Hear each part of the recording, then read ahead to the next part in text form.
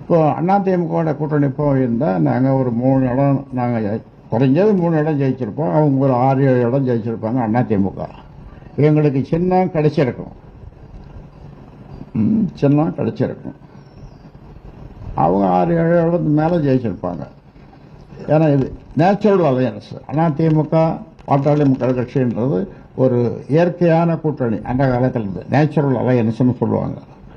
அந்த மாதிரி எல்லாம் பேசி முடிச்சுட்டு கடைசியில் இந்த கால அன்புமணி பிடிச்சினால இந்த தொடைய அந்த பக்கம்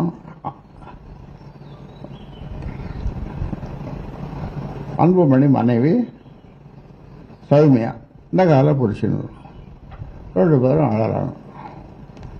எதுக்கு அழறாங்க? பிஜேபியோட கூட்டணி போகணும்.